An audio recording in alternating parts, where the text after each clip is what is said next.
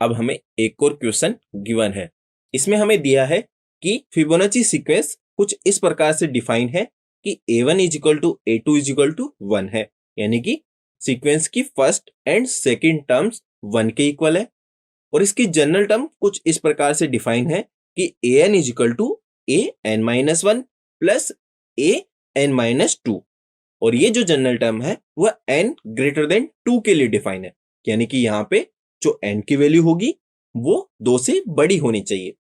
तब हमें n is equal to 1, 2, 3, 4 and 5 के लिए an+1 अपॉन an की वैल्यू फाइंड करनी है।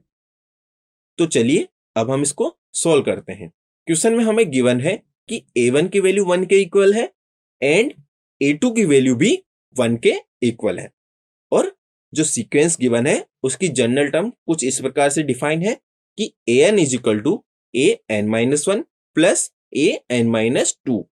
और ये जो जनरल टर्म है वह n ग्रेटर देन 2 के लिए डिफाइन है। अब यदि हम क्वेश्चन में देखें तो हमें n is equal to 1, 2, 3, 4 and 5 के लिए an+1 अपॉन an की वैल्यू फाइंड करनी है।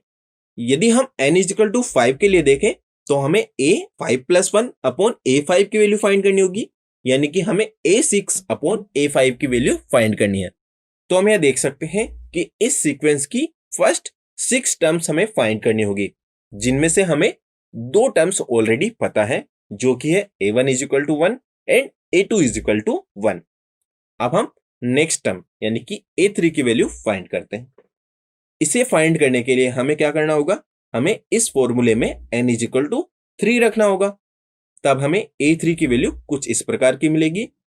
और जब हम इसे सॉल्व करेंगे तब हमें a3 की वैल्यू मिलेगी a2 प्लस a1। अब हम यह देख सकते हैं कि a3 की वैल्यू फाइंड करने के लिए हमें a1 एंड a2 दोनों की वैल्यूज पता होना जरूरी है। और इन दोनों की वैल्यूज हमें ऑलरेडी क्वेश्चन में गिवन थी। तो यहां से जब हम a1 एंड a2 की वैल्यू इस इक्वेशन में सब्स्टिट्यूट करेंगे तब हमें a3 की जो वैल्यू है वो 2 के इक्वल मिलेगी। अब हम नेक्स्ट टर्म यानी कि a4 की वैल्यू फाइंड करते हैं। इसके लिए हम क्या करेंगे, इसके लिए हम इस फॉर्मूले में n इज इक्वल टू 4 रखेंगे। तब हमें a4 की वैल्यू कुछ इस प्रकार की मिलेगी। अब यदि हम इसे सिंप्लीफाई करें तो हमें a4 की वैल्यू मिलेगी a3 प्लस a2। हम यह देख सकते हैं कि a4 की वैल्यू के लिए हमें a2 एंड a3 की वैल्यू पता होनी चाहिए। a3 की वैल्यू हम ऑलरेडी फाइंड कर चुके हैं और a2 की वैल्यू हमें ऑलरेडी क्वेश्चन में गिवन थी।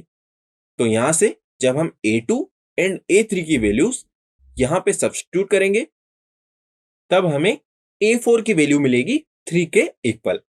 अब हम नेक्स्ट टर्म यानी कि a5 की वैल्यू फाइंड करते हैं। इसके लिए हम क्या करेंगे, इसके लिए हम इस फॉर्मूले में n इज इक्वल टू 5 रखेंगे। तब हमें a5 की वैल्यू कुछ इस प्रकार की मिलेगी। जब हम इसे सॉल्व करेंगे तब हमें a5 की वैल्यू मिलेगी a4 प्लस a3। अब हम यह देखें तो a5 की वैल्यू के लिए हमें a3 एंड a4 की वैल्यू पता होनी चाहिए और वो हम ऑलरेडी फाइंड कर चुके हैं। तो यहां से जब हम a3 एंड a4 की वैल्यूज इस इक्वेशन में सब्स्टिट्यूट करेंगे तब हमें a5 की वैल्यू मिलेगी 5 के इक्वल।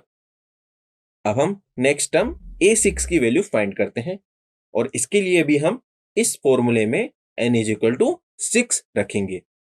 तब हमें a6 की वैल्यू कुछ इस प्रकार के मिलेगी, जिसे सिंप्लीफाई करने पर हमें a6 की वैल्यू मिलेगी a5 प्लस a4। अब यहां से a4 एंड a5 की वैल्यूज हम जब इस इक्वेशन में सब्स्टिट्यूट करेंगे तब हमें a6 की जो वैल्यू है वह 8 के इक्वल मिलेगी। अब हम यह देख सकते हैं कि हमने a1, a2, a3, a4, a5 and a6 की वैल्यूज फाइंड कर ली है। तो अब यदि हम इन वैल्यूज को यूज करके फिबोनाची सीक्वेंस बनाएं तो वह कुछ इस प्रकार की होगी। अब हमें n is equal to 1, 2, 3, 4 and 5 के लिए an+1 अपॉन an की वैल्यू फाइंड करनी है। तो सबसे पहले यदि हम n इज इक्वल टू 1 के लिए देखें तो हमें a2 अपॉन a1 का रेशियो फाइंड करना है। तो यहां से यदि हम a1 एंड a2 की जो वैल्यूज हैं उनको इस इक्वेशन में सब्स्टिट्यूट करें तो हमें A2 अपॉन A1 की जो वैल्यू है वह 1 के इक्वल मिलेगी। अब यदि हम n इज इक्वल टू 2 के लिए देखें तो हमें A3 अपॉन A2 की वैल्यू फाइंड करनी है। तो इसके लिए हम यहां से A2 एंड A3 की वैल्यूज जब इस इक्वेशन में सब्स्टिट्यूट करेंगे तो हमें A3 अपॉन A2 की जो वैल्यू है वह 2 के इक्वल मिलेगी। अब n इज इक्वल टू 3 के लिए देखें तो हमें A4 अपॉन A3 की वैल्यू फाइंड करनी होगी। तो इसके लिए हम यहां से A3 एंड A4 की वैल्यूज को इस इक्वेशन में सब्स्टिट्यूट करेंगे, तब हमें A4 अपॉन A3 की जो वैल्यू है वो 3/2 के इक्वल मिलेगी।